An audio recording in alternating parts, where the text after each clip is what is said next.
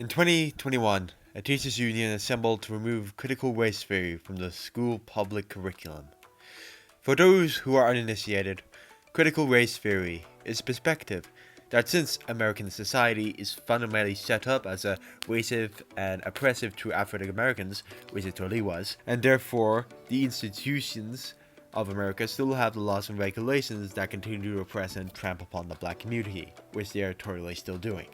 Unsurprisingly, many conservative parents who like to pretend everything is okay unionized and claimed that these schools were teaching that every white person was a racist. Every white person is a racist.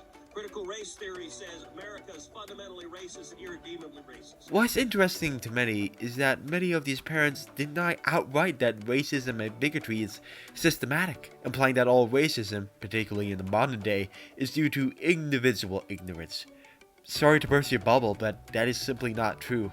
I can point towards all of the evidence about it. In fact, I'll link my sources below in the description, but I think it will resonate with you more if I deliver my interpretation of this. The individual groups who are openly racist are mostly non-existent now. The KKK, while still existing, have significantly less power, members, and cultural influence than when they had back in the 80s, 90s, and early 50s. This is likely due to the culture we live in. Information about racial injustice can spread so fast, hence those who use slurs or speak ill of an entire social group can be socially castrated by the media, and especially social media. If someone uses the N-word at a social gathering, unlike 40 years ago, that someone will most likely be called out and even completely excluded from that group. Of course, these are the exceptions, but thankfully we live in a culture where if someone says something racially insensitive, then they can instantly receive the correct social repercussions, and in some cases, this counts as punishment.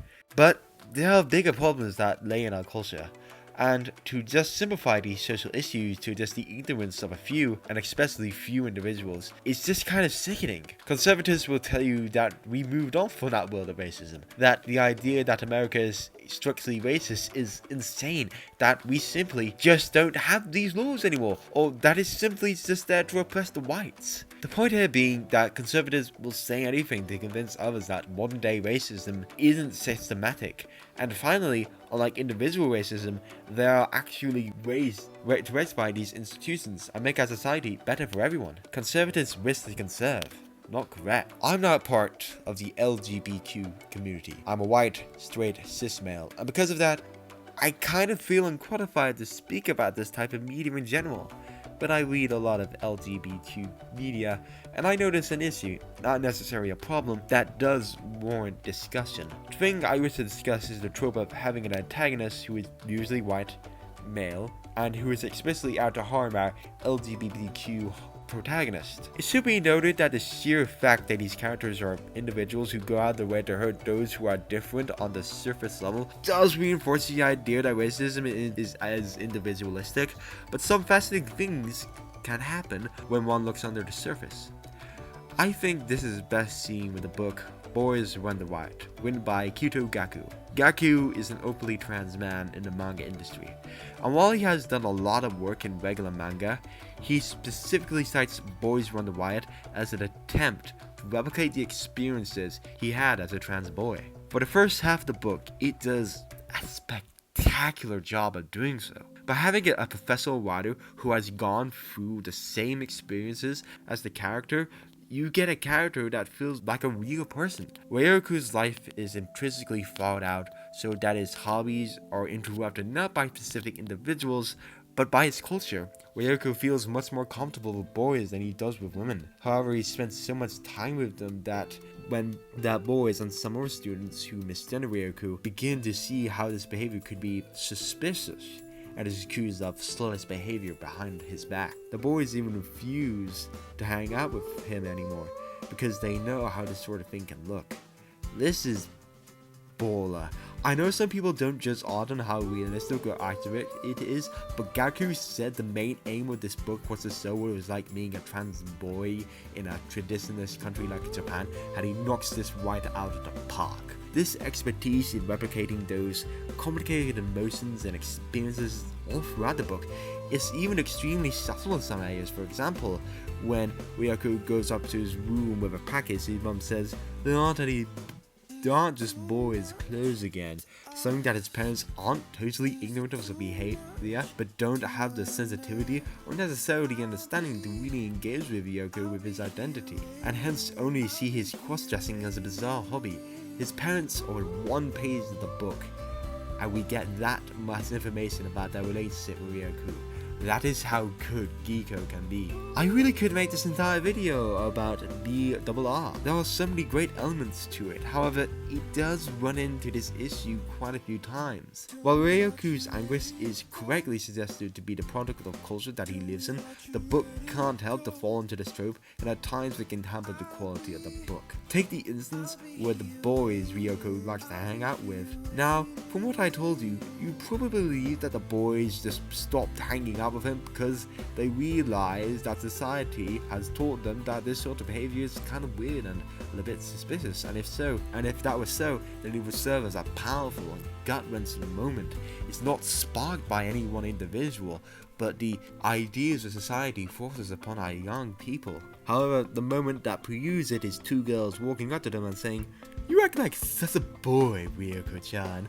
You're always hanging out with the boys. And later, the same girls send a note to Ryoko claiming that he's a slut. This feels overly gratuitous. I understand that there are some things that are like this that happen in the real world, but it just feels overly mean and manipulative. Furthermore, another problem that many have with this trope is that it relies on the intense physical, mental suffering of the main character in order to get the audience to sympathize with them. But such a sloppy technique was definitely not needed here, for Ryoko was complex and relatable enough already. So why was this needed here? This comes off as exploitative of the reader's empathy, and shows a lack of confidence on the writer's side to write a character that the audience can get invested in. Allow me to propose an alternative scene.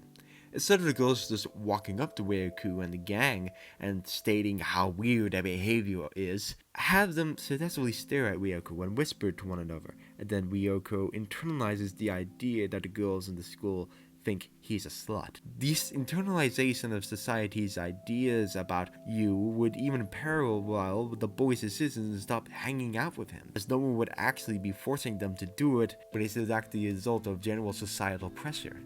Take a similar approach of what 13 Reasons Why try to do, and have the mental torment be realistic but not overly harsh acts of othering and emotional harm, and then allow the character's anxieties can catastrophize the situation out of proportion. This would be inherently more realistic, because this element of catastrophization is a big area in psychology, especially in Rob Wilson's and David Veal's book on anxiety and psychology. You may think this issue is being blown out of proportion, but as stated before, one of the main appeals of this book was its realism, both cultural and emotional, and I just think the proposed option is more grounded. This is based on actual science on what people have been known to do. And what would the story lose narrative in this approach?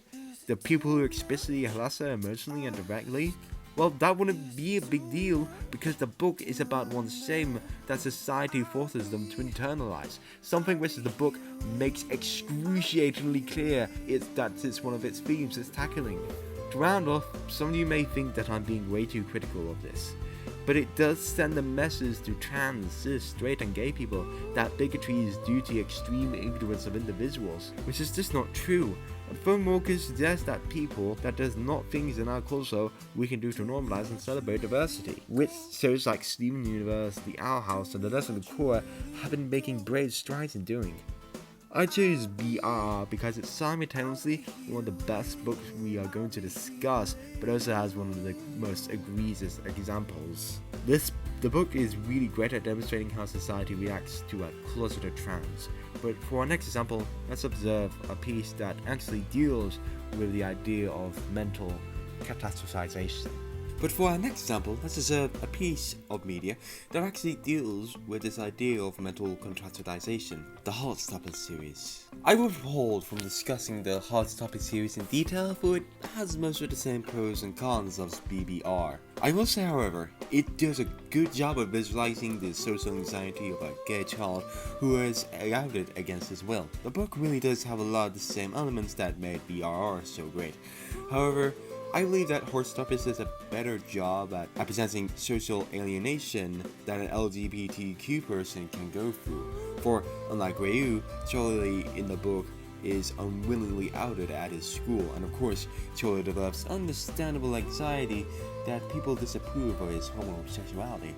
But more seriously, he wonders whether the male students at the school will refuse to hang out with him because they'll assume that he'll just be hitting on them. Of course, this is extremely isolating for Charlie, and a lot of the book is dedicated to how a very casual school system would react if they figured out one of their classmates was gay. Furthermore, I believe the book does a terrific job of striking a balance of Charlie's catastrophization, making his self-consciousness obviously blown out of proportion, but the reader understands how devastating this is for Charlie. Though the book makes the point that this is the result of catastrophizing the situation, the book is still unafraid to show students who are genuinely uncomfortable with Charlie's sexuality. Pupils speculate whether Nick and Charlie are gay behind their back, commenting about how close Nick and Charlie seem, saying that the super masculine Nick doesn't look gay.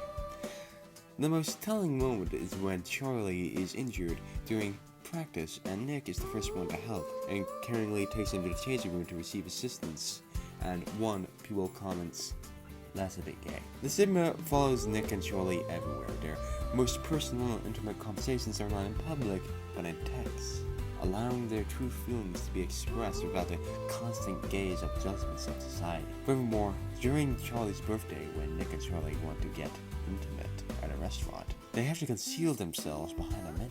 Would a boring girl feel deserves to conceal themselves if they wish to express themselves? Would Nick and Charlie get the same judgmental looks as they did in school, or would it be treated with more social acceptance? Heartstopper succeeds at what 13 Reasons Why and BBR failed. It's mature enough to acknowledge that there is still a significant prejudice and stigma that continues to harm the LGBT community today. But at almost no point points the blame for such injustice on arrogant individuals. It's more inclined to present these ideals as more systemic, cultural, societal, etc. I emphasize that the book mostly succeeds at this because there is one instance in Volume 1 where Charlie is aggressively harassed by another student, beginning with him questioning Charlie about whether he likes musicals, with it eventually escalating to someone using the F-A word. This is not as egregious as it was in BBR, but it does come off a little excessive, again, mostly manipulative. Though BBR has more critical praise, I will say that Heartstopper falls into these issues less egregiously. Here, both pieces of media do try to replicate the social stigma and internal anxiety that can manifest in a school system very well, but somewhat compromises this realistic environment with somewhat overdramatic, hateful, and borderline unrealistic examples of individual hate. Furthermore, I do think there are examples of LGBT media that do avoid this problem. In Martin Eden's book, Spandex, Fastened Hard,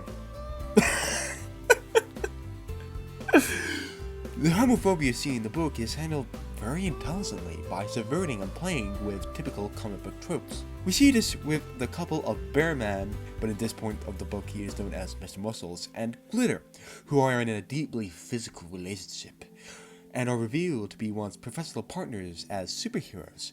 Here, Glitter is suggested to be a former sidekick of Bearman, and one could draw parallels between this panel and other iconic portrayals of comic front covers, and the obvious copy-paste name of Bearman, and that Glitter's relationship is a homosexual interpretation of Batman and Robin.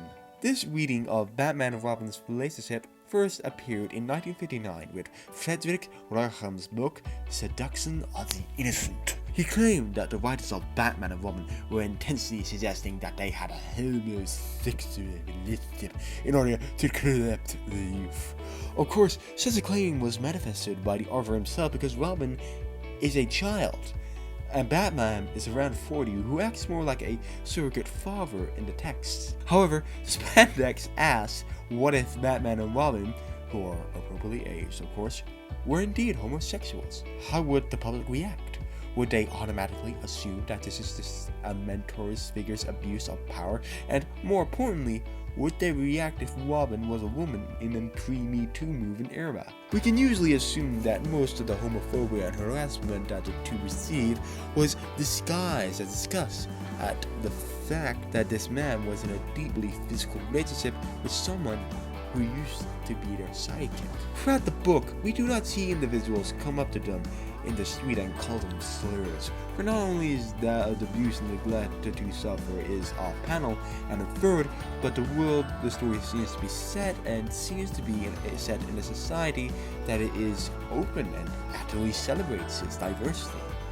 The book actively disregards the idea of individual acts of ignorance, for it chooses to present homophobia as more of a concept that can be hidden, disguised, but never fully realized. I would elaborate on spandex more, but there are some very fascinating ideas about the concept of homophobia, but I believe I must restrain myself in this regard because, unlike books such as BRR and Heartstoppers that try to replicate real-life situations as closely as possible, spandex is a superhero novel, and hence it can take a lot of creative liberties such as an over-normalizing diversity in Brighton, to which the book commonly describes as the K capital of the UK.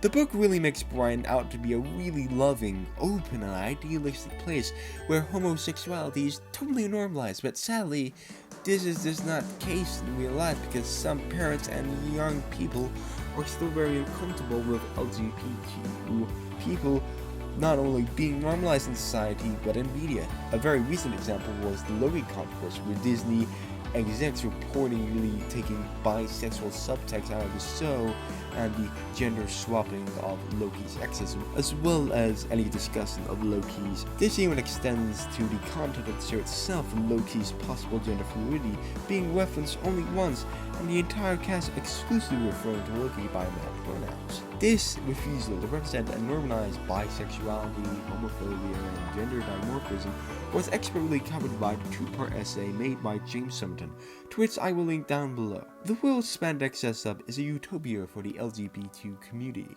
but sadly we are just not at that point yet as a society. For just as some audiences are not ready to accept Loki as bisexual or gender fluid, Marvel will certainly never release a comic with a front cover like this, as sad as it may seem. Finally, I would like to look at a relatively recent piece of media. Everybody's talking about Jamie, both the musical and the movie. Many people debate whether Jamie from the musical or the movie is an LGBTQ person.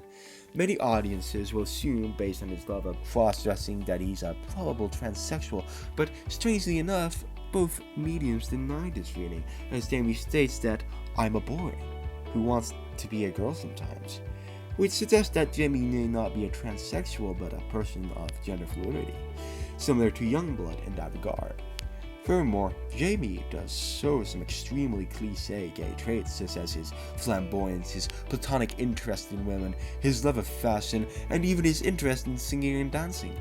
He even provocatively kisses Dean at one point. What I am trying to suggest that there is probably no straight or cisgendered reading that could be drawn from Jamie's character, and the ambiguity of Jamie's identity is likely purposeful, so that many people from the LGBTQ community can insert themselves in the story, which many agree was a wise choice.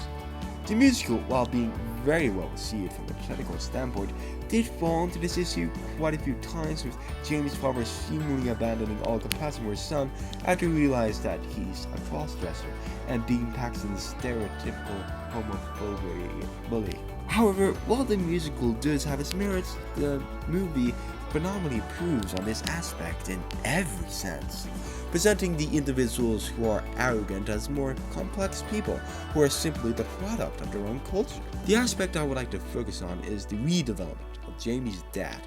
In the musical, a very intimidating and bulky guy was cast to play him in the role, as well as making his acting choice to have him always express some form of anger or disappointment wherever he's with or talking about his family. He even says in one of his very first scenes that he's found a new wife and states, "We're going to have a boy, a wee one this time." Unapologetic he can be when it comes to his son. The father is somewhat one note in this regard. All two of his scenes are purely dedicated to just how much he refuses to accept his son.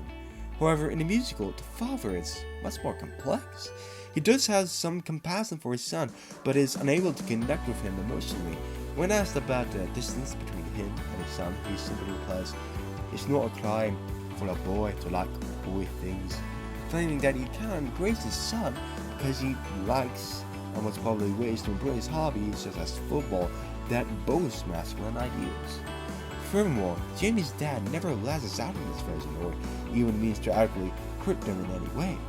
He doesn't yell at Jamie or his mother, but just seems to be embarrassed by them and acts like he doesn't want to talk to them. This is all reflected in Ralph Ellison's performance. In his first scene, while his wife rightfully criticizes him for missing his son's 16th birthday, Innocent makes the profound decision not to make eye contact with her, as though he's aware what he's done is shameful and can no longer own up to it.